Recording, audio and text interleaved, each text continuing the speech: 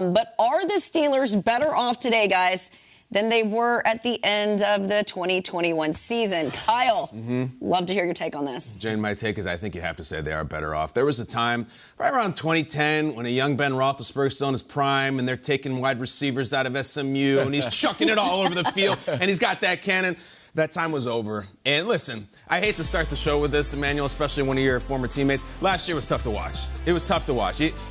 You know, sometimes you have this dog that you love, and the dog starts walking into sliding glass doors, and he's wearing one of those Elizabethan collars so it can't bite at himself.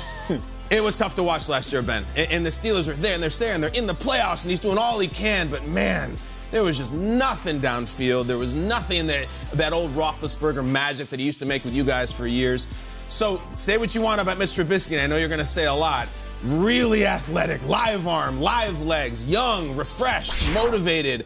And Ben was a couple of those things last year, and I think he gave it I think he really left it all on the field. It's one of those guys who, leaves his cleats on the field as he walks off at the end. It was hard to watch as a fan. Obviously, you played with him. You played against him last year when you were with Buffalo. So that's what all of us watching the game said. Ben just doesn't have the arm anymore, and I think Mitch does. Where do you come out, though? Yeah, I mean, for me, obviously it's hard for the Steelers to move on from Ben Roethlisberger. Yeah. How can you? You know, when I was there, I remember, Ben had got in a little trouble, but then he promised the team, he said, when I come back, I'm going to be wreaking havoc. And that year, he came back and he was wreaking havoc. We went all the way to the Super Bowl, lost to the Green Bay Packers and Aaron Rodgers. Right. Obviously. But for me, like I said, it's hard for the Steelers to move on. But they have to, right? They had to, because for Ben, obviously being in the league a long time, it's kind of hard to find that motivation. You got kids, you got other stuff. Now you got a young guy in Mitchell Trubisky, who I played with in Buffalo. Okay. He's kind of laid back, chill, but at the same time, once everything that I saw from him,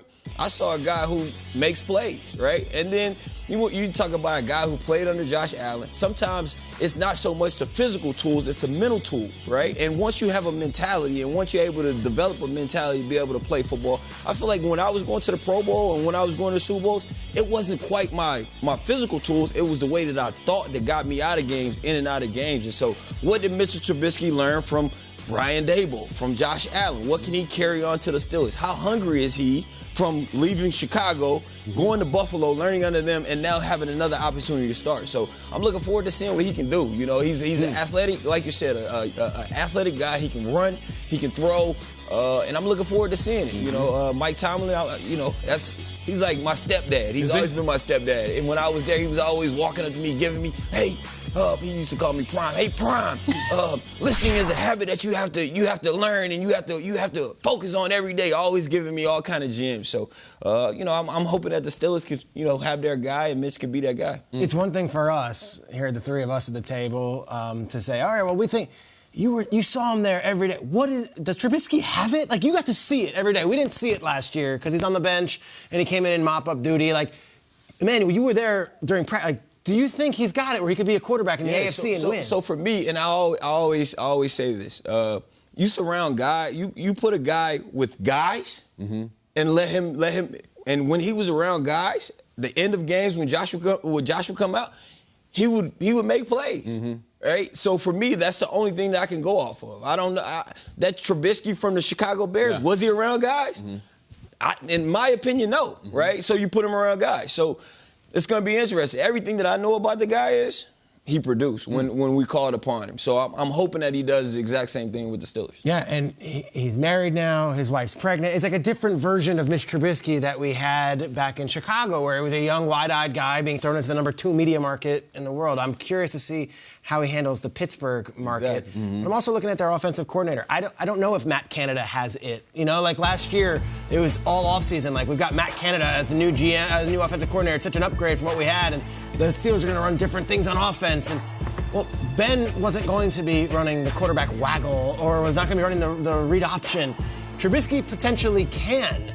So last year, I would say, Kyle, to your point, I don't think the offense did. Najee Harris was awesome when they needed him to be, and he was basically the offense. And Freiermuth had a few plays, and I'm not going to dismiss the rest of the team, but it was where was that razzle-dazzle that we were told Canada was bringing from the college game? And then when he was kind of hamstrung as they had a different OC the year before. Well, here we go. So this is Trubisky. He moves. We know he can run. But let's not rewrite history just yet and act like this is like Stafford joining McVay or Kyle Shanahan getting it. I don't know if Matt Canada's got it. I don't know if Trubisky's got it. I watched a lot of Bears games where he did this. Like, I don't know. Like, it's not necessarily. To your point, it's December. You got to go to Baltimore. You got to win in the fourth quarter. Like, I don't know if he has that. We got Deshaun Watson on the other team and Myles Garrett breathing down my neck. Yeah. Is Matt Canada in Mitch Trubisky's ear going to lead us to victory in Cleveland? I don't know. Another thing for me is was Matt Canada really the offensive coordinator of the Steelers? Fair. Right? Because having a Ben Roethlisberger, was he really the offensive coordinator? Was he really able to call the plays he wanted to do or do what he wanted to do? So it's going to be an interesting dynamic, but I hope it works just for the sake of Mike Tomlin because I've got so much love and respect for him.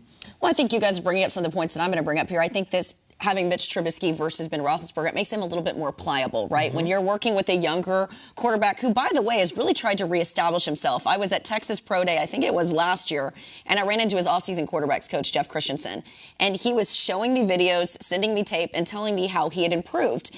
And so I started calling around to a couple of GMs and coaches, and sure enough, Sean Payton was a big fan of him. People laughed at me when I said, Sean Payton is a big fan of this guy. This guy's on the radar. He was on the Saints' radar again this year, but the Saints truly believe that he was going to end up with the Giants and Brian Daboll. And so I just think it's interesting that we have this narrative, to your point, of what he once was in Chicago, but he had sort of changed that narrative. And I think that's hard in the NFL, is to change the narrative, especially when you're a young quarterback. But he was quietly being talked about in a lot of circles. So I think it's going to be interesting to see what he does, obviously with his offensive coordinator, but an improved offensive line and hopefully a recommitment to this run game. Gene, you cover the Titans a lot. You get sent to that. Like, Tannehill, I guess, is like the prototype of, hey, you can rewrite your career. Second act. Different coaching, different situation. Do you see Trubisky as a guy who goes to Pittsburgh and it's like, this is Mitch Trubisky 2.0? I think it depends on, to what you were speaking about, what you're putting around him. In other words, are you setting him up to succeed? I mean, we were talking about when I was doing Good Morning Football last year, how Carson Wentz was going to the Colts and Frank Reich was completely rewriting the playbook for Carson Wentz, and it didn't exactly translate, right? So I don't think that you can just say because of Ryan Tannehill he had really good. He had Arthur Smith. He had Mike Vrabel. He had Derrick Henry. So it's hard to say just because one guy had it happen that it's going to necessarily mean that he's going to have success for another guy. But I do think this is a good opportunity for him, and I think he's going to have a lot of success there. So we'll see. We'll see what the storyline is.